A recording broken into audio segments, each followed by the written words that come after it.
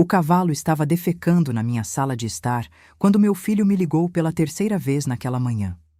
Assisti pela tela do computador da minha suíte no Copacabana Palace, no Rio de Janeiro, saboreando champanhe, enquanto Trovão, meu cavalo garanhão mais temperamental, derrubou a mala de grife de Juliana com o rabo. O tempo era perfeito, divino até, mas estou me adiantando. Deixe-me começar de quando esse desastre lindo teve início. Há 3 dias eu estava vivendo meu sonho. Aos 67 anos, depois de 43 anos de casamento com Fábio e 40 anos trabalhando como contadora sênior na Andrade em Associados em São Paulo, finalmente encontrei minha paz. Fábio se foi há 2 anos. O câncer o levou devagar, depois de uma vez só, e com ele foi minha última razão para tolerar o barulho da cidade, os critérios intermináveis, as expectativas sufocantes. Minha fazenda em Minas Gerais se estende por 80 hectares da obra mais linda de Deus. Montanhas pintavam o horizonte de roxo ao pôr do sol. Minhas manhãs começavam com café forte na varanda, observando a nebulosa subida do vale, enquanto meus 3 cavalos, Trovão, Estrela e Relâmpago, pastavam no campo. O silêncio aqui não era vazio, estava cheio de significado. Canto de pássaros, vento através dos eucaliptos, o mugido distante de gado das fazendas vizinhas. Isso era o que Fábio e eu tínhamos sonhado, economizado, planejado. Quando a gente se aposentar, Lúcia, dizia ele, espalhando anúncios de fazendas pela mesa da cozinha. Vamos ter cavalos, galinhas e nenhuma preocupação no mundo. Nós compramos a fazenda, ele, porém, nunca chegou à aposentadoria. Mas eu cheguei por nós 2. A ligação que acabou minha paz aconteceu na manhã de terça. Eu estava limpando a Baía da Estrela, cantando uma música antiga de Roberto Carlos, quando meu celular vibrou. O rosto de Daniel apareceu na tela, uma foto profissional que ele usava para seu negócio imobiliário em São Paulo. Sorriso falso e facetas caras. Oi, filho, respondi, apoiando o telefone num fardo de feno. Mãe, ótima notícia. Ele sequer perguntou como eu estava. Juliana e eu vamos visitar a fazenda. Meu estômago torceu, mas mantive a voz calma. Ah, quando você estava pensando? Esse fim de semana. E olha só, a família da Juliana está louca por conhecer esse seu lugar. As irmãs dela, os maridos, os primos que vieram de longe, 10 pessoas no total. Você tem todos aqueles quartos vazios lá, não tem? A roçadeira escorregou da minha mão. 10 pessoas. Mãe. A voz dele mudou para aquele tom condescendente que ele aperfeiçoou desde que fez seu primeiro milhão. Você está sozinha nessa fazenda enorme. Não é saudável. Além disso, somos família. É para isso que uma fazenda serve, né? Reuniões familiares. Era isso que o pai queria. A manipulação era tão suave, tão treinada. Como ele ousava invocar a memória de Fábio para essa invasão? Os quartos dos hóspedes não estão realmente preparados para... Então prepare. Caramba, mãe, o que mais você tem para fazer aí? Alimentar galinhas? Qual é? Chegamos sexta à noite. Juliana já postou no Instagram. Os seguidores dela estão super animados para ver a vida autêntica de fazenda. Ele riu como se tivesse dito algo esperto. Se não conseguir dar conta, talvez deva pensar em voltar para a civilização. Uma mulher da sua idade sozinha numa fazenda não é muito prático, né? Antes que eu pudesse responder, ele acrescentou o golpe fatal. Se não gostar, é só fazer as malas e voltar para São Paulo. A gente cuida da fazenda para você. Ele desligou antes que eu pudesse falar. Fiquei ali no estábulo, o telefone na mão, enquanto o peso total das palavras dele se assentava sobre mim como uma mortalha. Cuidar da fazenda para mim. A arrogância, o senso de direito, a crueldade casual disso tudo. Foi quando meu cavalo Relâmpago relinchou do box dele, quebrando minha transe. Olhei para ele, uns 400 quilos de uma presença negra brilhante, e algo clicou na minha mente. Um sorriso se manteve pelo meu rosto, provavelmente o primeiro sorriso genuíno desde a ligação de Daniel. Sabe de uma coisa, Relâmpago? Eu disse, abrindo a porta do box dele. Acho que você está certo. Eles querem vida autêntica de fazenda. Vamos dar a eles a vida autêntica de fazenda. Passei aquela tarde no antigo escritório de Fábio, fazendo ligações. Primeiro para João e Miguel, meus peões da fazenda, que moravam no chalé perto do córrego. Eles estavam com a propriedade há 15 anos, vieram juntos quando eu a comprei, e entendiam exatamente que tipo de homem meu filho havia se tornado. Dona Lúcia, João disse quando expliquei meu plano, seu rosto enrugado abrindo um sorriso. Será um prazer absoluto nosso. Os 2 dias seguintes foram um turbilhão de preparação linda. Removi toda a roupa de cama de qualidade dos quartos de hóspedes, modificando o algodão específico pelas cobertas ásperas de lã dos suprimentos de emergência do estábulo. As toalhas boas foram para o armazém. Encontrei umas deliciosamente texturizadas como lixa em uma loja de equipamentos de camping na cidade. O termostato da ala dos hóspedes, ajustado para confortáveis 15 graus Celsius à noite, 26 graus Celsius durante o dia. Problemas de controle de clima, eu alegaria. Casas antigas de fazenda, sabe como é. Mais uma peça do jogo entrando em tempo especial. Quinta à noite, enquanto instalava as últimas câmeras escondidas, incrível o que você pode encomendar com entrega rápida, fiquei ali na sala de estar e visualizei a cena. Os tapetes cor creme nos quais havia gasto uma fortuna.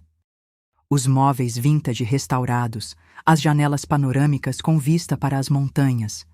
Isso vai ser perfeito, sussurrei para a foto de Fábio na lareira.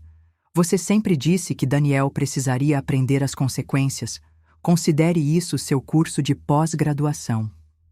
Antes da minha partida para o Rio na manhã de sexta, João e Miguel me ajudaram com os toques finais. Conduzimos trovão, estrela e relâmpago para dentro de casa. Eles ficaram surpreendentemente cooperativos, provavelmente sentindo a travessura no ar. Um balde de aveia na cozinha, um pouco de feno espalhado na sala de estar, e a natureza seguiria seu curso. Os dispensadores automáticos de água que configuramos os manteriam hidratados. O resto, bem, cavalos são cavalos. O roteador Wi-Fi foi para o cofre. A piscina, minha linda piscina infinita com vista para o vale, ganhou seu novo ecossistema de algas e lodo que eu vinha cultivando em baldes durante toda a semana. A loja de animais local ficou feliz em nos vender algumas dezenas de girinos e alguns sapos cururus vocais. Ao me afastar da minha fazenda ao amanhecer, meu telefone já mostrava os vídeos das câmeras. Me senti mais leve do que em anos. Atrás de mim, Trovão estava investigando tudo. À minha frente estava o rio, Ruth, minha amiga de longa data que convidei para vir comigo, e um lugar na primeira fila para o show de uma vida. Vida autêntica de fazenda, de fato. A melhor parte? Isso foi apenas o começo. Daniel descobriu que poderia me intimidar a abandonar meu sonho, manipular-me para entregar meus santuários. Ele esqueceu uma coisa crucial. Eu não sobrevivi 40 anos na contabilidade corporativa. Criei-o praticamente sozinha, enquanto Fábio viajava, e construí essa vida do zero sendo fraca. Meu querido filho estava prestes a aprender o que seu pai sempre tentou ensinar-lhe, mas ele nunca escutou.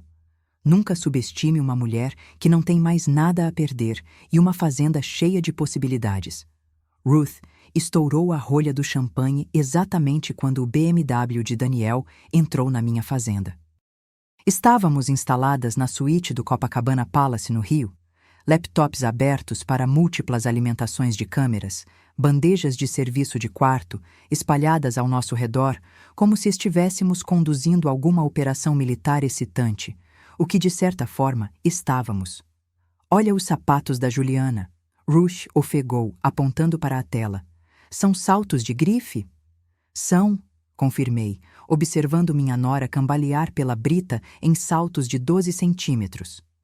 R$ 800 para conhecer uma lama autêntica de Minas Gerais.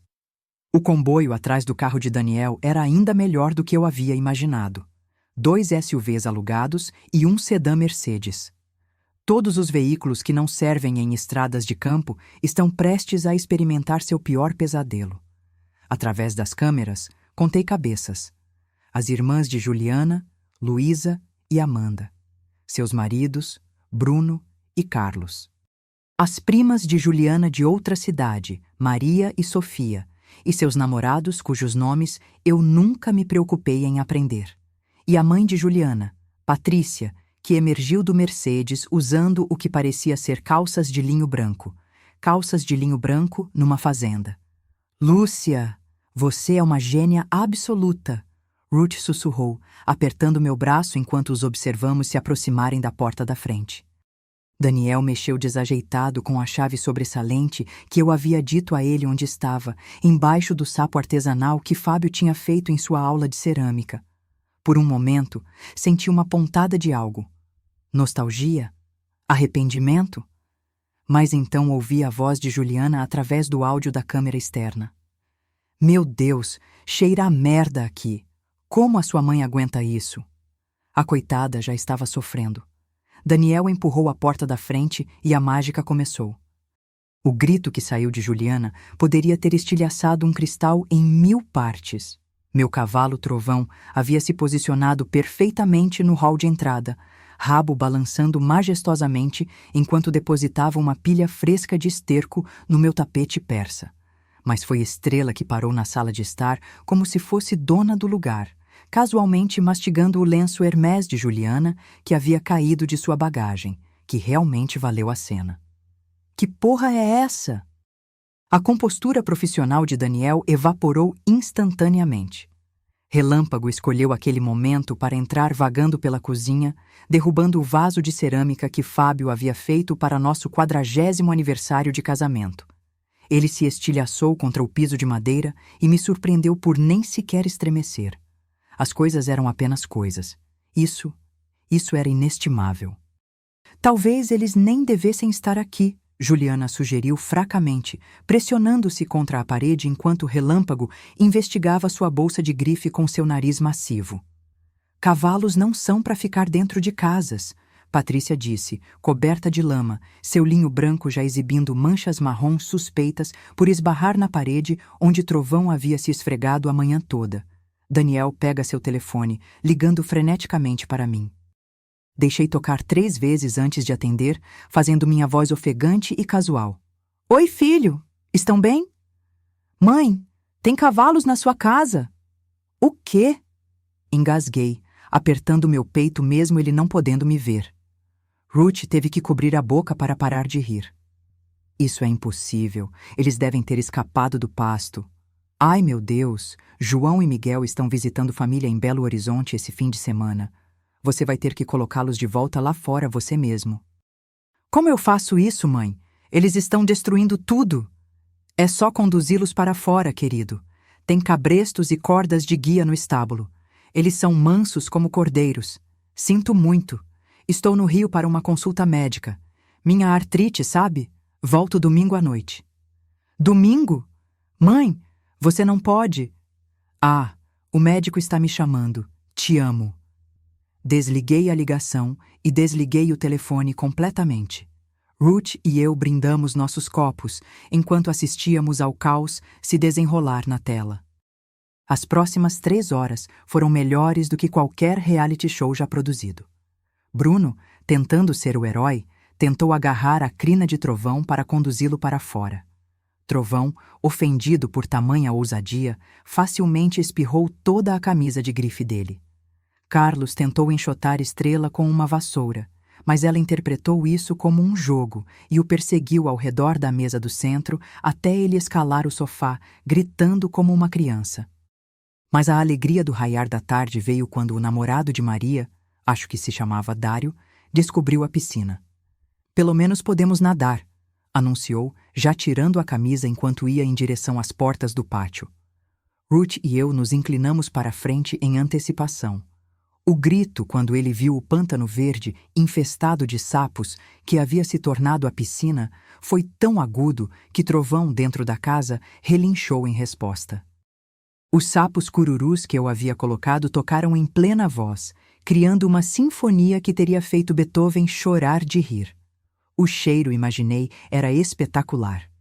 Isso é insano. Sofia lamentou, tentando obter sinal de telefone na sala enquanto simultaneamente esquivava de esterco de cavalo. Não tem Wi-Fi, sem sinal de celular. Como vamos viver aqui? Tem merda de cavalo na minha bolsa Gucci. Enquanto isso, Juliana havia se trancado no banheiro do térreo, soluçando dramaticamente enquanto Daniel batia na porta, implorando para ela sair e ajudar. Patrícia estava no próprio telefone, andando em círculos na entrada, aparentemente tentando reservar quartos de hotel. Boa sorte com isso, murmurei, sabendo que o hotel decente mais próximo ficava a 2 horas de distância e havia um rodeio na cidade neste fim de semana. Tudo estaria lotado. À medida que o sol começava a se pôr, lançando luz dourada através dos meus monitores, a família conseguiu levar os cavalos para o deck dos fundos, mas não conseguiu descobrir como fazê-los descer os degraus e voltar para o pasto. Os cavalos, criaturas espertas que eram, descobriram as almofadas dos móveis externos e se divertiram muito rasgando-as. Luísa e Amanda se barricaram em um dos quartos de hóspedes, mas eu sabia o que estava vindo. O termostato havia acionado, baixando a temperatura para seus programados 15 graus Celsius. Com certeza, dentro de 1 hora, elas emergiriam enroladas nas cobertas ásperas de lã, reclamando do frio. Não tem cobertores extras em lugar nenhum, Amanda choramingou. Essas cheiram a cachorro molhado. Isso porque eram cobertores de cachorro da caixa de doação do abrigo de animais local. Eu havia lavado, claro, mais ou menos. Às 21 horas, eles haviam desistido do jantar. Os cavalos de alguma forma voltaram para a cozinha. João havia instalado uma trava especial na porta dos fundos que parecia trancada, mas não estava. E comeram a maioria das compras que eles trouxeram. A tábua de frios digna do Instagram de Juliana era agora o jantar de trovão, e os vegetais orgânicos do mercado estavam espalhados pelo chão como confete. Daniel encontrou os suprimentos de emergência na despensa: feijão enlatado, aveia instantânea e leite em pó. Os mesmos suprimentos dos quais eu havia vivido por 1 semana quando nos mudamos pela primeira vez para a fazenda e uma grande chuva nos isolou da cidade. Mas para essa gente poderia muito bem ser comida de prisão.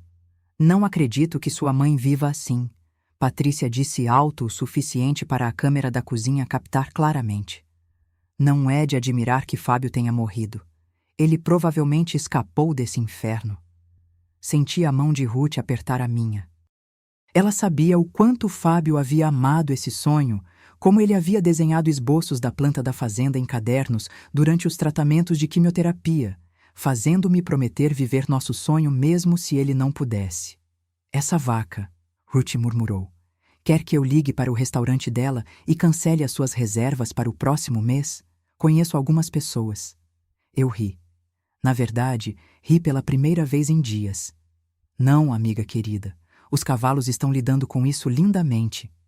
Como se seguisse a deixa, Relâmpago apareceu no fundo da cozinha, o rabo levantado, depositando seus dejetos sobre Patrícia diretamente nos seus tênis brancos de grife. Quando ela deu um passo para trás, o grito foi alto mesmo através dos alto-falantes do computador. À meia-noite, todos se retiraram para seus quartos designados.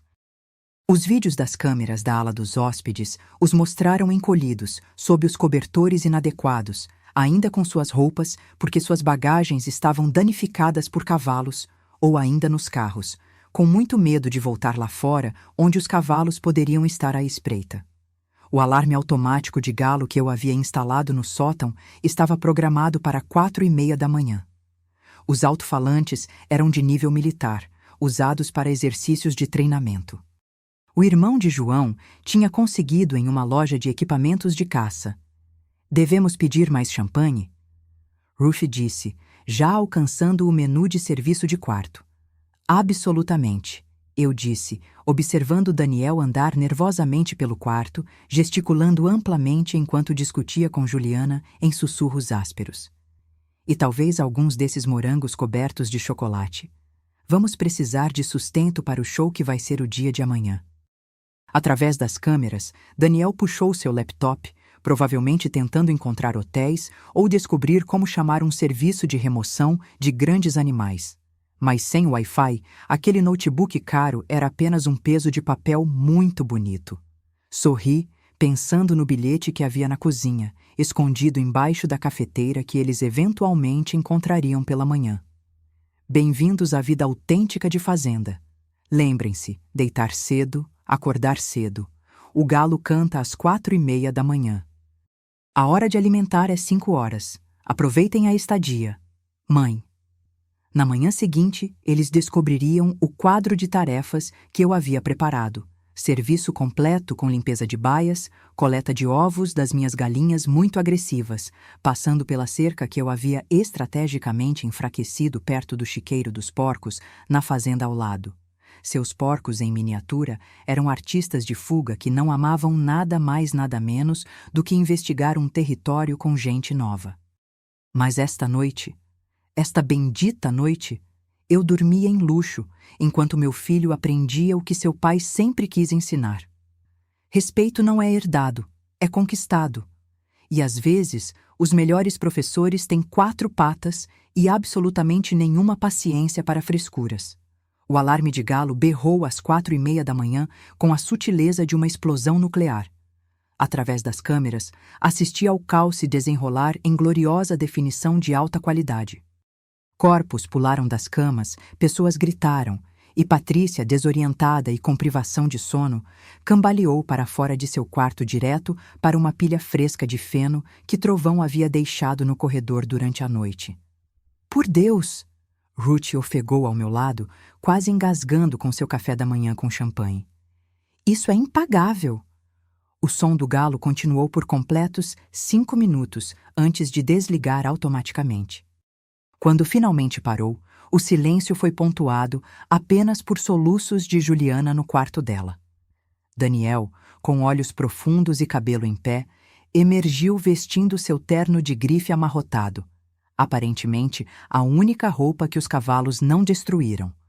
Através da câmera da cozinha, consegui ver ele descobrir meu bilhete. Ele o leu uma vez, depois de novo, suas mandíbulas se apertando de uma maneira que eu conhecia bem. Aquela era a cara do pai dele, Fábio, quando tentava controlar sua raiva. Mas enquanto Fábio canalizava isso para a carpintaria produtiva ou consertando coisas ao redor da casa, Daniel sempre fazia birra. Ela planejou isso, ele disse em voz alta, olhando diretamente para onde eu havia escondido a câmera atrás do relógio da cozinha. Minha própria mãe planejou isso. Claro que planejou, murmurou Carlos, cambaleando para dentro da cozinha parecendo que havia sido atropelado por um caminhão. A questão é, o que vamos fazer sobre isso? Vamos embora, anunciou Juliana, aparecendo na entrada ainda de pijamas de seda, maquiagem borrada, dando-lhe o visual de um guaxinim. Agora, peguem tudo o que conseguirem dos carros e vamos. Mas quando eles abriram a porta da frente, foi uma surpresa que eu havia cuidadosamente orquestrado, os esperando.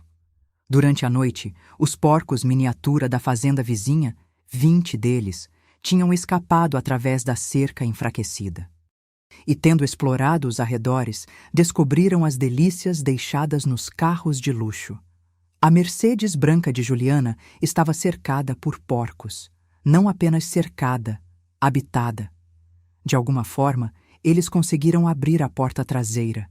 Eu tinha treinado essa habilidade neles com outras intenções ao longo de semanas com lanches. E estavam dentro, sobre e ao redor do veículo. Uma porca particularmente grande havia se instalado no assento do motorista, enquanto seus leitões exploravam o painel central. O BMW de Daniel não foi o melhor. Os porcos pisoteavam por cima do capô, deixando marcas de cascos e outras coisas no acabamento preto impecável. Um porco especialmente artístico havia de alguma forma conseguido subir no teto e estava usando-o como mirante, aproveitando a vista do campo. Não, não, não, não, não! Juliana começou a correr em direção à Mercedes, seus pés descalços lambuzando-se com a lama. Mas os porcos, acostumados a defender suas conquistas territoriais, formaram um bloqueio, grunhindo ameaçadoramente. Um macho particularmente grande, eu o reconheci como Thor, o líder não oficial do grupo deles, deu um passo em direção a Juliana, e ela congelou. Por um momento glorioso, mulher e porco se fitaram, e eu desejei ter pipoca por perto para acompanhar. Thor venceu. Juliana recuou, tropeçou em seus próprios pés e caiu de costas direto numa poça de lama. Os gritos dela poderiam ter alertado pessoas a longa distância. Isso, declarou Ruth, alcançando a garrafa de champanhe para nos servir outra rodada. É o que chamo de teatro de primeira classe. Daniel tentou uma abordagem diplomática, pegando um saco de ração de cavalo do estábulo e tentando prender os porcos para longe dos veículos. Mas porcos, descobri com satisfação, são notoriamente difíceis de subornar quando já encontraram algo mais interessante. E o estofamento de couro dos carros, aparentemente, era muito mais saboroso do que a ração comum. Às 7 horas da manhã, a situação havia escalado lindamente.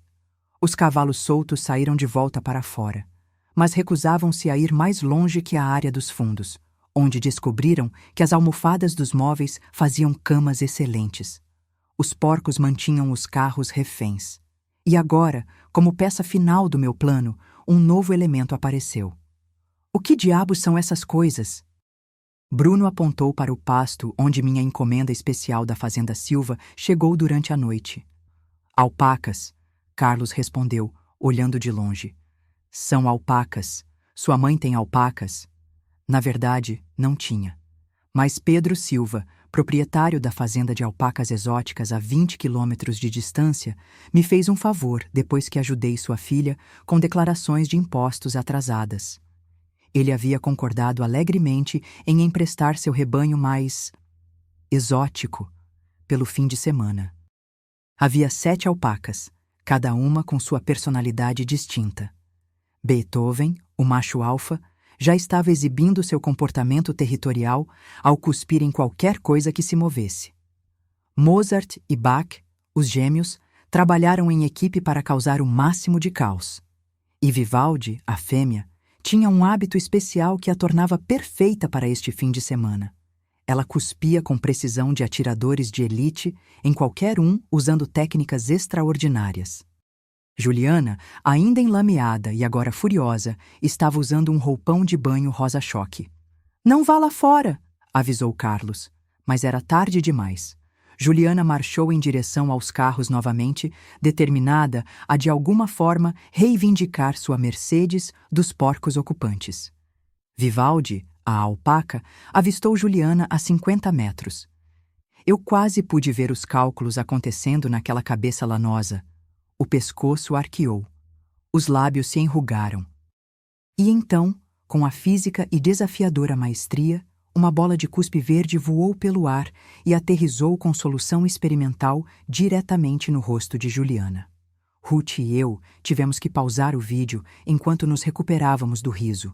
Quando finalmente consegui me recompor o suficiente para recuperar a reprodução, Juliana estava correndo de volta para a casa, gritando algo sobre tratamento por estresse emocional e condições de vida inseguras.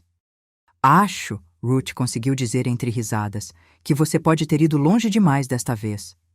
"Talvez", concordei, observando Daniel tentar e falhar em fazer uma ligação de seu telefone celular sem sinal. "Ou talvez seja exatamente longe o suficiente."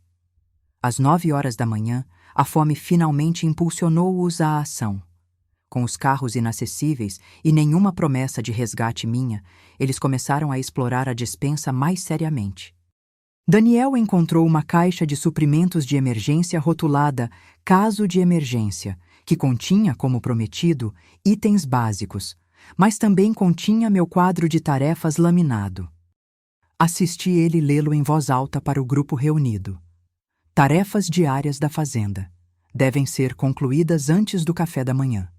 Limpar 3 baias de estábulo, pá e carrinho de mão no celeiro. Coletar ovos frescos do galinheiro. Cuidado com Godzilla, ela bica. Alimentar alpacas. Feno no celeiro, 2 medidas por animal. Tirar água dos bebedouros e reabastecer. Varrer a área dos fundos. Limpar poça. Você saberá quando vir. "Ela está louca", declarou Patrícia. "Absolutamente louca." "Não sou uma empregada de fazenda."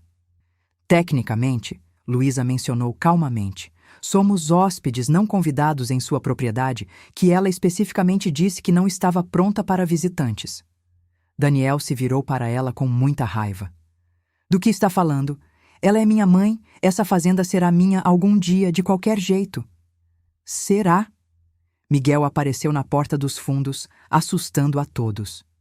Eu havia pedido a ele e ao João que verificassem a propriedade no caminho de volta da visitar família. Porque a dona Lúcia uma vez falou algo sobre doar uma fazenda inteira para a conservação de vida selvagem se ela sentisse que não estava sendo respeitada. Isso era uma mentira completa, mas eu havia instruído Miguel a semeá-la se necessário. Pela cara de Daniel, horror misturado com cálculos financeiros rápidos estava funcionando. Ela não faria isso, mas sua voz falhava. Miguel deu de ombros.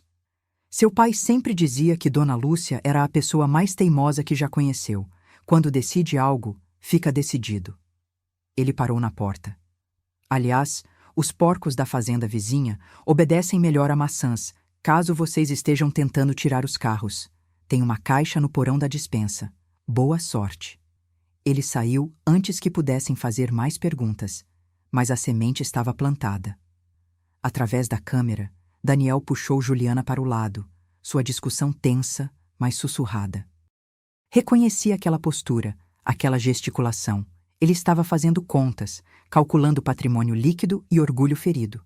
Ele precisava agir. Ele vai desistir, Ruth previu. 5.000 reais e eu digo que estarão a caminho da cidade em 1 hora. Não, eu disse devagar, observando meu filho olhar pela janela para a fazenda além do caos do quintal. Ele é filho de Fábio, mesmo que tenha esquecido. Ele vai ficar. Levou mais 20 minutos, mas finalmente Daniel reuniu o grupo. Certo, ele disse, voz firme demais, muito controlada. Agora é o que vamos fazer. Dividimos as tarefas, terminamos rápido com o que conseguirmos encontrar e então descobrimos como sair daqui de uma forma que não envolve cruzar porcos. Você está brincando, Juliana começou, mas Daniel a cortou. Não estou. Minha mãe quer jogar esse jogo? Bem, vamos jogar. Vamos provar que não somos os mimados inúteis da cidade que ela claramente pensa que somos. Bruno, Carlos, vocês estão nas baias comigo. Luísa, Amanda, peguem os ovos do galinheiro. Juliana. Nem pense nisso. Você e sua mãe podem limpar a área. Maria e Sofia, vocês duas e os namorados lidam com as alpacas. Através da câmera, vi algo no rosto dele mudando. Determinação, talvez. Ou teimosia. O traço da família Alves de Fábio que sempre existiu, mas que aqui parecia que tinha pulado uma geração. As próximas 3 horas foram uma comédia de ouro. Bruno descobriu que limpar baias de estábulo com seus sapatos finos era uma ideia terrível. Carlos desenvolveu uma alergia ao feno. Daniel, para seu crédito, realmente se jogou no trabalho, embora seu terno agora parecesse ter passado por uma guerra. Luísa e Amanda encontraram meu Godzilla, a galinha mais agressiva, que levou seu papel de guardiã do galinheiro muito a sério. Os gritos, quando ela perseguiu Amanda pelo quintal, foram sinfônicos. Finalmente conseguiu seus ovos, embora Amanda insistisse que havia desenvolvido transtorno do estresse pós-traumático no processo. Maria e Sofia descobriram que as alpacas não tinham nenhum interesse em serem alimentadas por iniciantes nervosos. Mozart cuspiria em você se chegasse muito perto. Bach chutava se você tentasse tocar a comida dele antes de estar pronto. E Beethoven? Beethoven simplesmente ficou ali, julgando, seu olhar desdenhoso de alpaca, de alguma forma transmitindo que você era inadequado para essa tarefa. Mas foi Juliana e Patrícia na área maior que forneceram o entretenimento premium.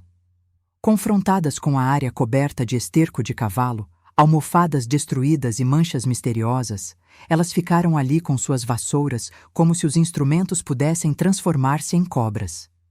Eu não saí de casa para isso, Patrícia continua repetindo. Eu não pedi isso.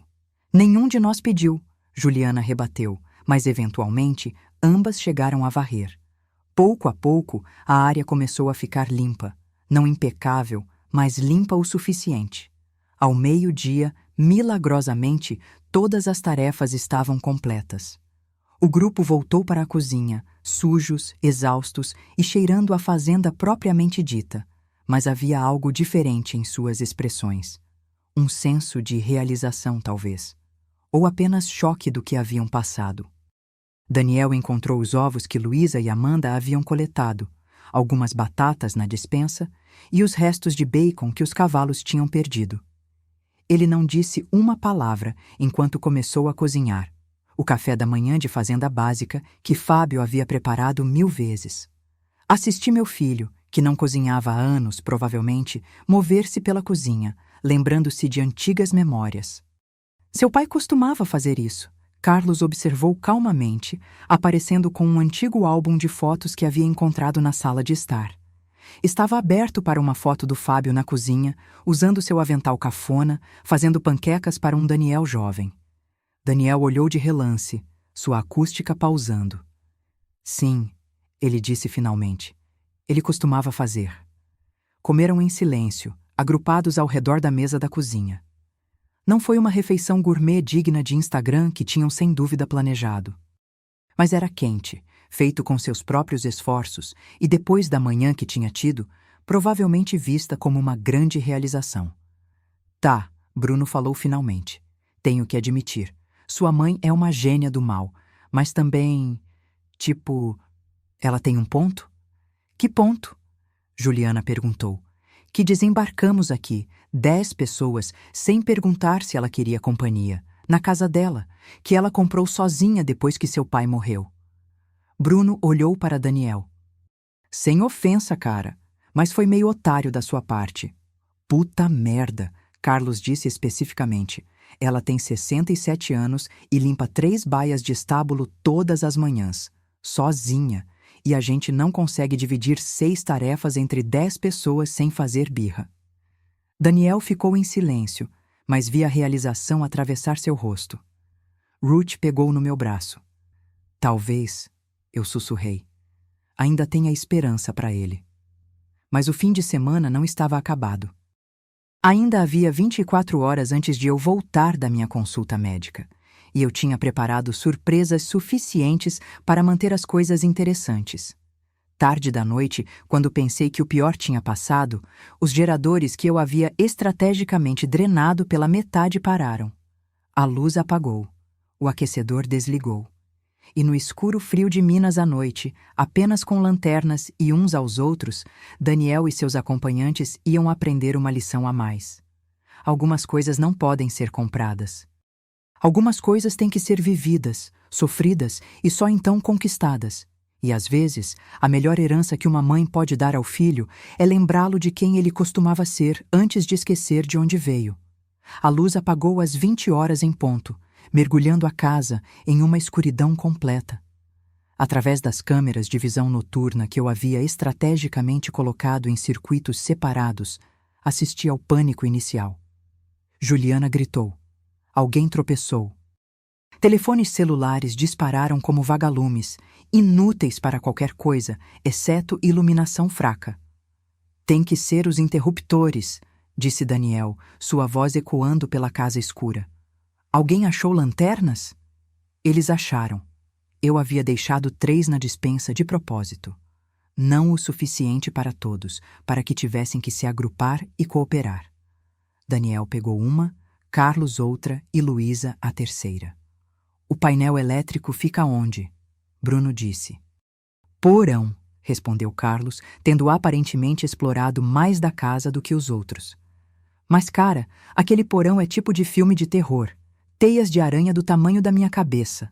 Eles não sabiam que o problema não estava no painel elétrico. Os geradores, que alimentavam uma propriedade remota da fazenda, foram programados para parar, porque eu os havia calibrado cuidadosamente para ficarem sem combustível neste momento exato. O combustível de reserva estava trancado no galpão, e a chave estava comigo no rio. Daniel, Carlos e Bruno desceram para o porão. Através da câmera infravermelha lá embaixo, vi-os tropeçando pela escuridão. Lanternas cortando através da escuridão empoeirada. O painel elétrico parecia bom, porque estava bom. Disjuntores todos na posição correta. Não faz sentido. Daniel murmurou, verificando cada interruptor. Tudo está funcionando. Talvez sejam os geradores? Sugeriu Carlos. Levou mais 20 minutos para encontrá-los no anexo atrás da casa. E mais 10 para descobrir que estavam simplesmente sem combustível. Onde ela guarda o combustível extra? Bruno disse, segurando uma lanterna enquanto Daniel verificava os tanques vazios. Provavelmente no galpão, Daniel suspirou. O que provavelmente está trancado. Estava. Cadeado grande e reluzente que Fábio havia instalado anos atrás. Industrial, à prova de arrombamento e absolutamente não abriria sem a chave. De volta à casa, Daniel reuniu todos na sala de estar. A temperatura já estava caindo. Sem aquecimento, a casa antiga esfriava rapidamente nas noites frias de montanha. Certo, ele disse, e algo em sua voz me lembrou do Fábio, que eu conhecia há décadas atrás.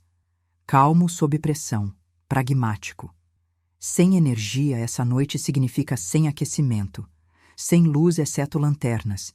E precisamos conservar as baterias dos telefones, caso precisemos de emergência real. Vamos juntar todos os cobertores que conseguimos encontrar. Todos dormem na sala de estar, onde podemos usar a lareira. A lareira funciona? Patrícia disse esperançosamente. Melhor funcionar. Daniel murmurou, já se ajoelhando para inspecioná-la. Para seu crédito, ele se lembrou das lições de Fábio. Dentro de 15 minutos, tinha um fogo pequeno, mas constante aceso, usando jornal velho e gravetos da pilha de lenha na varanda. Enquanto o fogo pegava, vi algo mudando no grupo. Eles se moviam diferente, falavam algo diferente. Menos como turistas inconvenientes e mais como pessoas genuinamente tentando resolver um problema junto. Lembra quando a gente acampava? Carlos disse de repente, observando as chamas. Antes de todos nós ficarmos super ocupados e sofisticados. Apenas uma barraca, uma fogueira e montanhas de salgadinhos. E aquela vez que o guaxinim roubou todos os marshmallows, Luísa riu. Você chorou. Eu tinha 8 anos. Você tinha 15. Mesmo Juliana, ainda visivelmente abalada, soltou um sorriso pequeno. Eu nunca acampei. Ela admitiu calmamente. Meus pais diziam que era... não sei. Nojento? Como estamos agora? Ela olhou para Patrícia, que tinha se encolhido no canto mais limpo que conseguiu encontrar, ainda tentando manter distância de qualquer coisa que pudesse manchar suas roupas. Não é tão ruim, disse Amanda, surpreendendo a todos. Quero dizer, sim, hoje foi tipo o pior dia da minha vida. Aquela galinha demoníaca me deu traumas reais. Mas também... Ela pausou, procurando palavras. Coletamos ovos de verdade, que comemos, que Daniel cozinhou. Quando foi a última vez que algum de nós fez algo real? Eu faço coisas reais, protestou Bruno. Eu trabalho. Você gerencia carteiras de investimento, Luísa mencionou. O que é importante, mas tipo... Quando foi a última vez que você fez algo com suas mãos e pôde ver o resultado imediatamente? O silêncio se prolongou, pontuado apenas pelo estalar do fogo. Daniel, sentado com as costas contra o sofá, olhou para suas mãos. Estavam sujas, calejadas de algumas horas de trabalho de fazenda, uma bolha se formava do trabalho com a pá. Meu pai costumava dizer, ele começou calmamente, que você realmente não possui nada que não cuidou você mesmo. Não entendi na época. Achei que ele era apenas um velho, preso nos velhos costumes. Ele riu amargamente. Eu estava construindo essa vida onde outras pessoas faziam tudo. Limpava, cozinhava, dava manutenção de jardim. Achei que isso me faria bem-sucedido. Fez, Juliana disse, mas sua voz carecia de verdade. Fez? Daniel desafiou gentilmente. Porque bem-sucedido não deve significar que não consigo sobreviver um fim de semana na fazenda que minha própria mãe gerencia sozinha aos 67 anos. Através da câmera, através de 400 quilômetros de distância, senti lágrimas afagarem meus olhos. Ruth viu e pegou minha mão. Ele entendeu, ela sussurrou. Ele está começando a entender, corrigia de leve, mas ainda tem caminho. Como se eu estivesse ouvindo, Daniel falou: "Vou buscar mais lenha. Vai ser uma noite longa." "Eu vou com você." Carlos se ofereceu. Do lado de fora, sob um céu estrelado que não se via na cidade por causa da poluição luminosa, os dois homens empilharam lenha. A câmera externa os pegou em silhueta contra a luz da lua. "Sua mãe está certa em estar brava?" Carlos perguntou. "Sim," Daniel admitiu. Quando o pai morreu, tudo o que consegui pensar foi em quanto valia essa propriedade. Tantos hectares em Minas, perto o suficiente da cidade, mas longe o suficiente para a privacidade. Investidores pagariam uma fortuna. Poderiam dividi-la, desenvolver, fazer um lucro, mas não é sobre dinheiro para ela. "Não," Daniel disse calmamente. "Para ela, isso é ele. Cada cerca que conserta, cada baía que limpa, cada pôr do sol que assiste dessa varanda, está vivendo o sonho que ele não pôde. E eu entrei aqui tratando tudo isso como um ativo imobiliário." Ele deixou cair um tronco, o barulho ecoando no ar noturno. "Que tipo de filho faz isso?" Carlos não respondeu, o que talvez fosse resposta suficiente. De volta lá dentro, o grupo havia organizado um acampamento improvisado. Colchões dos quartos foram arrastados para baixo, colchões empilhados, e alguém, Maria talvez, havia encontrado os jogos de tabuleiro antigos de Fábio na estante. Não jogos modernos sofisticados, mas banco imobiliário clássico, damas, baralho de cartas. "Alguém sabe jogar truco?" perguntou Amanda, segurando o baralho gasto que Fábio havia usado para ensinar Daniel décadas atrás. "Meu pai tentou me ensinar", disse Daniel, voltando com Carlos, ambos carregados de lenha. "Eu estava muito ocupado com videogame para aprender." Ele pausou. "Mas me lembro de algumas coisas." Eles jogaram até às 23 horas, vozes e risadas ecoando pela casa escura. Sem Wi-Fi para distrair, sem televisão para zonear, apenas pessoas genuinamente interagindo. Juliana, para minha surpresa, era competitiva e boa. Patrícia eventualmente se juntou, sua fachada gelada derretendo perto do calor da lareira. Às 2 horas da manhã, a maioria havia adormecido, embalados em cobertores ao redor do fogo moribundo. Daniel ficou acordado, falando de assuntos variados e observando todos eles com uma expressão que eu não via desde que ele era jovem. Protetora, responsável. Ele se levantou silenciosamente, pegou uma lanterna e caminhou até o escritório de Fábio. Eu havia deixado exatamente tudo como Fábio deixou. Cadernos cheios de planos de fazenda, esboços de melhorias, até o chapéu de couro pendurado no gancho atrás da porta. Daniel ficou ali por longos minutos, apenas olhando.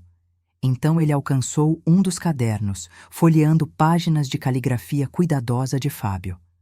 Planos para expandir o estábulo, notas sobre rotação de cultura, uma lista de nomes de cavalos potenciais.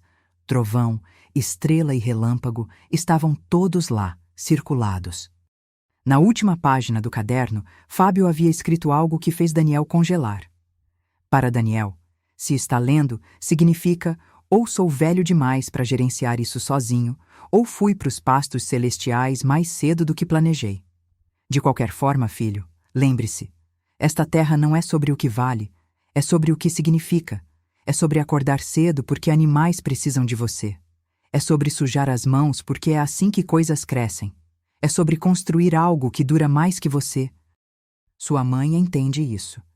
Espero que você também chegue a entender algum dia. Te amo sempre, mesmo quando é teimoso demais para ouvir. Pai. Através da câmera, vi os ombros do meu filho tremerem. Ele colocou o caderno de volta com cuidado, removeu o chapéu de Fábio do gancho e o segurou como se fosse a coisa mais preciosa no mundo.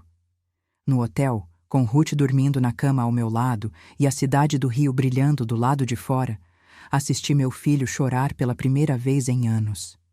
Não lágrimas de frustração ou raiva, mas de compreensão, arrependimento e talvez, só talvez, crescimento. Ele ficou sentado no escritório de Fábio até o amanhecer, lendo cada página de cada caderno, traçando os sonhos que seu pai havia documentado com tanto cuidado. Quando o sol finalmente apareceu, pintando as montanhas de ouro e lilás, Daniel saiu para a varanda com uma xícara de café frio e ficou ali, observando a fazenda acordar. Trovão relinchou do pasto. As galinhas causaram seu barulho de manhã. As alpacas, ainda emprestadas da fazenda Silva, se moviam elegantemente pela neblina da manhã. E meu filho frustrantemente ambicioso e caseiro, viu isso pela primeira vez. Não como propriedade, não como investimento, mas como o legado vivo de Fábio. Desculpa, pai. Ele sussurrou para o vento. Finalmente entendi. Eu desliguei o laptop, incapaz de assistir mais através das lágrimas. Ruth acordou, viu meu rosto e não disse nada. Apenas me abraçou enquanto eu chorei por Fábio, por Daniel, por todos os anos que levaram para chegar a este momento. Quando voltamos? Ruth perguntou finalmente. Hoje à tarde, eu disse. Acho que eles tiveram lições suficientes. E se ele não tiver aprendido? Eu pensei no meu filho no escritório de Fábio, lendo as palavras do pai, segurando o chapéu como um talismã. Ele aprendeu, eu disse com certeza. Agora precisamos ver o que ele vai fazer com isso. Mas antes de voltar, tinha um último presente para deixar. Uma última surpresa que selaria tudo perfeitamente, ou destruiria qualquer progresso que fizemos. Era um risco, mas os melhores presentes geralmente são. Peguei meu telefone e fiz uma ligação para uma velha amiga em Belo Horizonte. Algumas coisas, afinal, eram importantes demais para deixar ao acaso. Cheguei à fazenda às 16 horas de domingo, obviamente mais cedo do que havia prometido. Queria vê-los em seu estado natural, antes que tivessem tido tempo de limpar ou se preparar. Ruth veio comigo, incapaz de resistir a testemunhar o desfecho pessoalmente. O que encontrei fez parar o carro na entrada. A fazenda estava limpa, não perfeita, mas visivelmente cuidada. Os porcos adquiridos foram devolvidos à sua fazenda. Podia ver a cerca consertada ao longe, madeira nova brilhando contra postes velhos. As alpacas eram preferencialmente alimentadas em seu pasto temporário, água fresca em seus coxos. A área dos fundos, que havia sido zona de desastre, foi varrida e organizada. E no quintal da frente, usando jeans sujos e uma das velhas camisas de flanela de Fábio, meu filho estava ensinando Carlos como limpar corretamente um casco de cavalo, enquanto Estrela ficava pacientemente. Tem que remover toda a sujeira, Daniel estava dizendo, senão pode causar infecção. Meu pai me ensinou isso quando eu tinha uns 10 anos. Eu pensei que era nojento, agora percebi que ele estava me ensinando responsabilidades. Eu saí do carro devagar. Daniel parou, me viu e por um momento nenhum de nós falou. Então, ele largou o limpador de cascos e atravessou o quintal. E meu filho teimoso, ambicioso, muitas vezes frustrante, me abraçou apertado. Sinto muito, ele sussurrou contra meu cabelo. Por tudo, por não escutar, por não entender. Por não honrar o que você e o pai construíram aqui. Minhas mãos retornaram às costas dele, sentindo os músculos doloridos de 2 dias de trabalho de fazenda real. Aceitei suas desculpas, eu disse. Mas, Daniel, preciso que entenda. Essa não é minha fazenda para decidir o que fazer, ele me interrompeu. Nunca foi, e se algum dia for, se você escolher deixá-la para mim, vai ser porque ganhei o direito de cuidar dela, do jeito que o pai teria querido. Eu me afastei, examinando seu rosto. Ele parecia exausto, sujo e 10 anos mais jovem, de alguma forma. O que aconteceu aqui? Perguntei calmamente. Aprendi a trabalhar, ele disse simplesmente. Realmente trabalhar. E lembrei quem costumava ser antes de esquecer o que importa. O resto da família emergiu da casa, igualmente desarrumados, mas visivelmente transformados. Até Juliana, ainda perfeitamente maquiada de alguma forma, parecia menos polida, mais humana. Dona Lúcia, Patrícia começou, surpreendentemente humilde.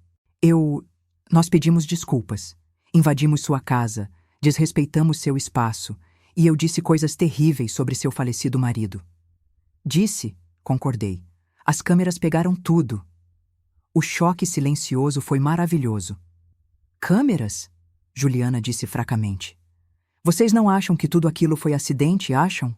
Ruth riu, incapaz de se conter. Os cavalos dentro de casa? A piscina de pântano? Os porcos perfeitamente cronometrados? Lúcia orquestrou a coisa toda. Até o alarme de galo, eu confirmei.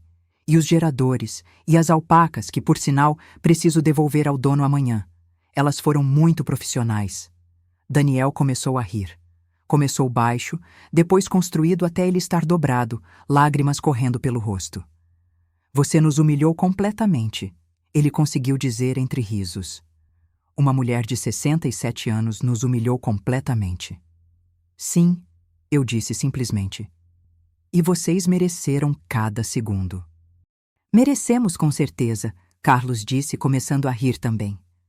Logo todo o grupo estava rindo, o tipo de riso que vem de tensão liberada e absurdo total da situação. Mas Juliana não estava rindo. Ela se moveu, seus olhos vermelhos de choro recente. Eu julguei você, ela disse calmamente. Pensei que estava desperdiçando sua vida aqui, que era triste e patético, vivendo sozinha nessa fazenda. Mas você está vivendo mais plenamente do que qualquer um de nós. Eu posto fotos da minha vida para seguidores me validarem, mas você realmente vive a sua. Ela removeu algo do bolso, meu lenço Hermès, lavado e cuidadosamente dobrado. Estrela mastigou isso. Vou me desfazer. Não precisa, eu disse, mas ela sacudiu a cabeça. Preciso. Não porque é caro, mas porque foi desrespeitoso trazer coisas assim aqui e depois reclamar quando foram destruídos. Isso não é um resort, é sua casa. Talvez haja esperança para ela ainda, pensei. João e Miguel apareceram do estábulo, enormes sorrisos em seus rostos envelhecidos pelo tempo. Dona Lúcia, João disse, dando piscada. Os hóspedes foram muito úteis hoje. O senhor Daniel consertou a cerca dos porcos melhor do que eu teria feito. O pai me ensinou carpintaria, explicou Daniel. Não usava as habilidades há anos, mas era tipo andar de bicicleta. E o senhor Carlos descobriu que tem jeito com galinhas, acrescentou Miguel. Até Godzilla gosta dele. Ela me aceitou depois que parei de ter medo dela, disse Carlos. Animais brutos assim, eu sinto medo mesmo, disse rindo. Passamos na próxima hora em um passeio adequado à fazenda, desta vez com meus hóspedes realmente vendo o trabalho, não apenas a propriedade. Mostrei a eles os cadernos de planejamento de Fábio, expliquei sobre a rotação dos pastos, porque os cavalos eram principalmente de ferragem regular, como o galinheiro foi projetado para proteção contra predadores. Daniel absorveu tudo, fazendo perguntas, tomando notas mentais. Esse era o filho que eu lembrava, curioso, engajado, presente. Quando chegamos ao pequeno cemitério que eu havia feito sob o carvalho onde enterramos as cinzas de Fábio, ele ficou ali por longos momentos, com a mão na lápide simples. Vou visitá-lo mais, ele prometeu calmamente. Não você, mãe, quero dizer. Vou visitá-la também, claro, mas vou vir ajudar. Fins de semana, quando puder. Aprender como gerenciar isso que foi planejado, se quiser me ensinar. Vai sujar suas roupas de grife, alertei. Então vou comprar jeans, ele respondeu. Bons, do tipo que o pai usava. Enquanto o sol começava a se pôr, pintando as montanhas daquelas belíssimas cores roxo e dourado, reunimos todos na varanda para um café e bolo que Ruth havia milagrosamente produzido da minha despensa. Então, Bruno falou, vou ter que perguntar. Quando vimos que estávamos aprendendo uma lição e não sofrendo uma vingança? Quem disse que não era vingança? Eu respondi inocentemente. Por quê? Luísa disse devagar. Você poderia ter apenas nos expulsado, ligado para a polícia, até por invasão de propriedade, mas ao invés disso, você nos fez trabalhar, nos fez sentir como é realmente controlar esse lugar. E deixou câmeras, acrescentou Amanda. Então você estava nos observando. Se algo tivesse dado realmente errado, você teria intervindo. Eu tomei um gole do meu café, deixando-as pensar o que queriam. Mas Daniel me conhecia melhor. Ela estava me testando, ele disse. Se eu a abandonaria quando ficasse difícil, ou se finalmente lembraria as lições que o pai tentou me ensinar. Se reclamaria para outros resolverem os problemas, ou arregaçaria as mangas e lidaria com eles. Ele olhou para mim. E se eu pudesse ver esse lugar como ele via, não como propriedade, mas como legado? E conseguiu ver? Perguntei. Não sei, ele respondeu honestamente, mas quero continuar tentando. Foi então que uma caminhonete virou na entrada. Não reconheci o veículo, mas a mulher que saiu, cabelo castanho em rabo de cavalo prático, usando jeans e botas de trabalho, com um sorriso caloroso que chegava aos olhos, era exatamente quem eu estava esperando. Lúcia! Ela chamou, acenando. Desculpe pelo atraso. Tive uma emergência com um cavalo em Juiz de Fora. Clara! Eu disse, descendo da varanda para abraçá-la. Obrigada por vir. Clara Oliveira, 34 anos, veterinária especializada em grandes animais, que havia se mudado para Minas há 3 anos. Solteira, apaixonada por seu trabalho. E, conforme eu havia aprendido através de conversas durante suas visitas para cuidar dos meus cavalos, secretamente solitária na área rural onde havia poucas pessoas da idade dela. Mas isso não foi porque eu a convidei. Bem, não principalmente. Todos, eu anunciei. Essa é Clara, minha veterinária. Clara, essa é minha família. Principalmente meu filho Daniel. Clara estendeu a mão. E Daniel, ainda usando a camisa de flanela suja do pai e jeans cobertos de lama, estendeu a mão. Prazer em conhecê-la, ele disse. Igualmente. Sua mãe fala de você o tempo todo. Você trabalha no mercado imobiliário em São Paulo? Trabalho, Daniel confirmou. Mas estou pensando em passar mais tempo aqui, aprendendo os negócios de fazenda. Sério? Isso é ótimo. A paixão de Clara era genuína. Os mais jovens deveriam estar interessados em agricultura sustentável. Estamos perdendo muito conhecimento conforme a geração mais velha se aposenta. Eu observei-os conversar, vendo Daniel animar-se conforme ela discutia práticas de manejo de pastagem, saúde equina, até oportunidades de agricultura orgânica localmente. Não era o jogo de combinação óbvia. Clara com seu trabalho baseado na terra e Daniel com sua vida de cidade. Mas eu vi a forma como ele ouvia realmente. A forma como ela falava com paixão pelo trabalho que importava. Às vezes, as melhores conexões vêm das ocasiões mais improváveis. Juliana viu também. Ela observou por um momento, algo acontecendo em seu rosto. Ciúmes? Choque de realidade? Então, calmamente foi para dentro. A encontrei mais tarde na cozinha, olhando pela janela enquanto Daniel mostrava a Clara o estábulo. Ele nunca me olha desse jeito, ela disse calmamente. Como se ela estivesse dizendo a coisa mais fascinante no mundo. Ela está falando sobre coisas que ele está redescobrindo como importantes. Eu disse gentilmente. Não é sobre você contra ela. Não é? Juliana se virou para mim. Seja honesta. Você acha que somos certos um para o outro? Eu e Daniel? Eu poderia ter mentido. Poderia ter dado a ela verdade sobre o casamento ser trabalho, sobre amor superando diferenças. Mas esse fim de semana foi sobre verdade, não importa quão desconfortável.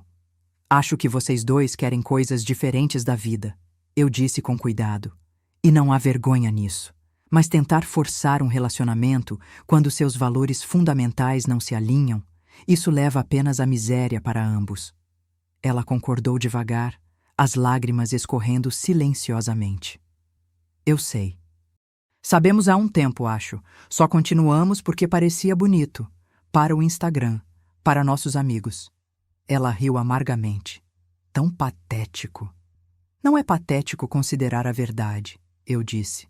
É corajoso. Mais tarde naquela noite, depois que Clara partiu, com o número de Daniel e um convite para visitá-la em sua pequena clínica veterinária, depois que o resto do grupo se arrumou para ir embora pela manhã, depois que desculpas e abraços foram trocados, Daniel veio até meu quarto. Juliana e eu vamos terminar, ele disse sem rodeios, mutuamente, amigavelmente, mas definitivamente. Sinto muito, eu disse, e senti. Não sinta, você estava certa. Estávamos juntos por razões erradas. Ela quer ser influenciadora, viajar, estar na moda. Não há nada de errado com isso, mas não é o que eu quero. Não mais. Ele sentou na beira da minha cama, como costumava fazer quando garoto. Você chamou Clara hoje de propósito. Convidei Clara porque Trovão precisa de vacinas, eu disse inocentemente. Mãe. Certo, sim. Convidei Clara porque eu acho que vocês dois poderiam se dar bem. Ela é inteligente, apaixonada, profundamente comprometida com um trabalho significativo e entende a vida rural. E ela está solteira. E você está armando coisas, Daniel disse, mas estava sorrindo. Prefiro o termo fazendo apresentações estratégicas, eu respondi. Mas se acontecer de você decidir ligar para ela e talvez ajudar aquele projeto de rancho terapêutico que ela está tentando começar, bem, isso seria sua decisão. Rancho terapêutico? Daniel se inclinou para a frente. Ela faz isso? Não? Que estranho. Foi mencionado brevemente, mas talvez ele estivesse distraído. Algo sobre usar ecoterapia para veteranos e crianças com necessidades especiais. Precisa de espaço, recursos, alguém com experiência em negócios para ajudar com organização sem fins lucrativos e arrecadação de fundos. Eu deixei uma sugestão para pensar. Daniel ficou quieto por um longo momento e praticamente pude ver os pensamentos girando. Eu poderia ajudar com isso, ele disse finalmente. Minha experiência imobiliária, contatos em São Paulo, poderia realmente ser útil para algo assim. Poderia, concordei. Mas só se você estiver realmente interessado. Não faça por obrigações ou para impressionar alguém. Não é obrigação, ele disse. Quando eu estava lendo os cadernos do pai, uma das últimas coisas era sobre como ele desejava que essa fazenda pudesse ser usada para ajudar pessoas. Programas de juventude, talvez, ou terapia. Ele escreveu sobre como animais curaram ele durante seu tratamento de câncer. Deram a ele propósito quando tudo parecia sem esperança. Eu não sabia disso. Senti lágrimas frescas pingarem. Não sabia que ele estava pensando nisso. Era apenas notas, sonhos, disse Daniel. Mas, mãe, e se pudéssemos fazer isso acontecer? Não aqui. Essa é sua fazenda, seus santuários, mas talvez uma propriedade próxima. Algo que honraria o legado do pai enquanto realmente ajuda pessoas. E ali estava. Não apenas uma lição aprendida, mas um propósito encontrado. Meu filho, que havia entrado aqui pensando em desenvolvimento e lucros, falando agora sobre legado e serviço. Seu pai ficaria orgulhoso, eu disse calmamente. Estou orgulhosa. Ele me abraçou apertado. Obrigado por não desistir de mim. Por me fazer lembrar quem eu costumava ser, quem ainda posso ser. Você é filho do Fábio, eu disse. Isso sempre esteve em você. Só precisava ser lembrado. 6 meses depois. O rancho terapêutico, um legado de Fábio, abriu na manhã ensolarada de sábado, numa propriedade a 15 quilômetros da minha fazenda. Daniel havia usado seus contatos e experiência imobiliária para encontrar o lugar perfeito, 150 hectares com estábulo, casa principal e espaço amplo para expansão.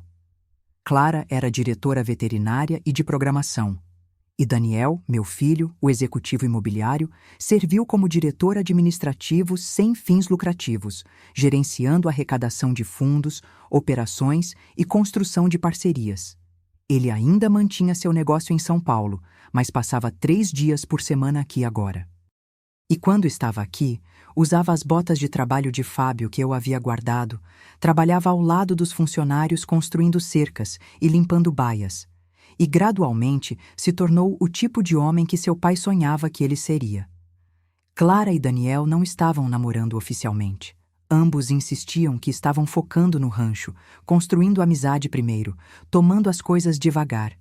Mas eu via a maneira como olhavam um para o outro quando pensavam que ninguém estava notando. Algumas coisas não podem ser apressadas. Juliana, surpreendentemente, tornou-se uma das maiores apoiadoras do rancho. Ela usou sua plataforma do Instagram para arrecadar fundos, documentou histórias de famílias ajudadas pelo programa e encontrou o propósito de usar sua influência para algo significativo. Ainda era quem ela era. Polida, glamurosa, obcecada por mídias sociais, mas agora com substância por trás do brilho. Na grande apresentação, assisti meu filho guiar uma criança pequena no trovão. Meu temperamental garanhão que havia se revelado notavelmente gentil com crianças. O pai do menino, um senhor aposentado da polícia, ficou ao lado com lágrimas escorrendo, observando seu filho rir pela primeira vez desde que estavam juntos de novo. Essa é a visão do Fábio. Ruth sussurrou ao meu lado. Exatamente o que ele teria querido. É, concordei, minha própria visão turva. E melhor ainda porque Daniel escolheu. Não por herdar, não por dever, mas porque finalmente entendeu o que realmente importa. Aquela noite, tivemos um jantar de domingo na minha fazenda. O primeiro de muitos que viriam. Daniel e Clara, e sim, estavam sentados muito próximos, João e Miguel e suas famílias, até Carlos e Bruno, que se tornaram voluntários regulares no rancho. Ao redor da grande mesa de madeira que Fábio construiu há anos, compartilhamos comida, histórias e risadas. Daniel levantou seu copo. Para minha mãe, ele disse, que me amou o suficiente para me deixar falhar, trabalhou o suficiente para me ensinar humildade e foi sábia o suficiente para me mostrar que o verdadeiro sucesso não se mede em dinheiro ou status, mas em significado e propósito. E para meu pai, ele continuou, voz pausada, que sonhou com tudo isso, mas não viveu para ver. Esperamos que esteja orgulhoso, pai. Esperamos que isso honre tudo que você tentou nos ensinar. Ao Fábio, todos bradaram, copos erguidos. Mais tarde, quando todos fizeram festa e eu fiquei sozinha na varanda com minhas estrelas e silêncio, senti a presença de Fábio como às vezes fazia nas noites tranquilas. Não assombração, mas memória, amor, continuidade. Nós conseguimos, meu amor, sussurrei para a noite. Nosso menino lembrou quem é. E você teria amado Clara. Ela é forte como eu, gentil como você, e faz ele querer ser melhor. O vento através dos eucaliptos era quase como um riso, quente e aprovador. Comprei uma fazenda para curtir minha aposentadoria, mas meu filho quis trazer uma multidão. Então eu os surpreendi, com cavalos, porcos, alpacas e a lição mais dura de todos, que o verdadeiro legado não é sobre o que você deixa, mas sobre quem você se torna ao cuidar dele. Daniel aprendeu aquela lição na marra e se tornou um homem melhor por causa disso. E quanto a mim? Aprendi que às vezes o melhor presente que você pode dar a alguém que ama é deixá-los desconfortáveis por tempo suficiente para crescerem. Também aprendi que nunca subestime o que uma mulher viúva de 67 anos pode realizar com câmeras estrategicamente localizadas, animais de fazenda cooperativas e absolutamente nada a perder. Um ano depois, Daniel e Clara casaram numa cerimônia simples sob o carvalho onde espalhamos as cinzas de Fábio. Clara usou botas sob seu vestido. Daniel usou o chapéu de couro do pai.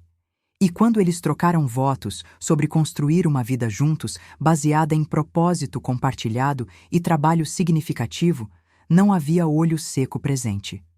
6 meses depois, anunciaram que estavam esperando um bebê. Esperamos chamar ele de Fábio, Daniel disse quando me contou.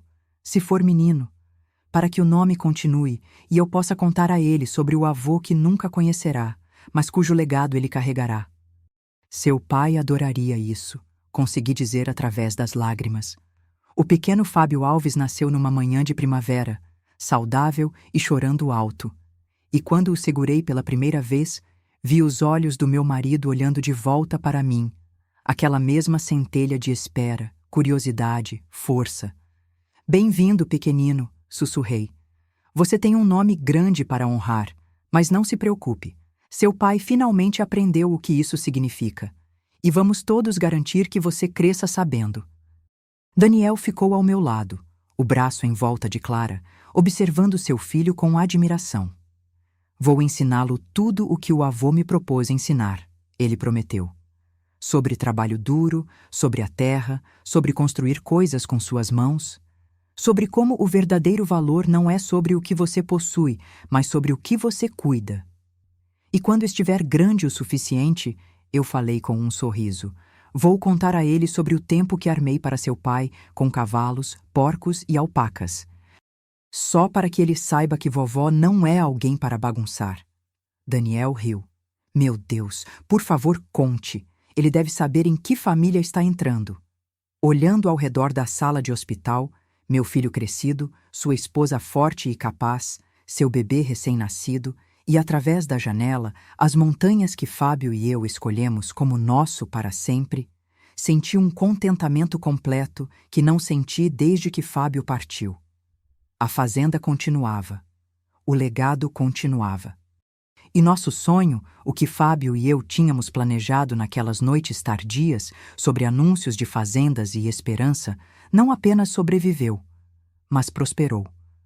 Às vezes você tem que destruir completamente as expectativas de alguém para ajudá-los a construir algo melhor. E às vezes, apenas às vezes, aqueles cavalos defecando no seu tapete persa caro valem cada centavo pela lição que ensinam. Essa narrativa termina aqui, mas quero muito ouvir você. Escreva nos comentários o que achou, o que faria diferente, de onde me acompanha e qual nota essa história merece. E claro, se inscreva no canal para acompanhar as próximas. Até mais!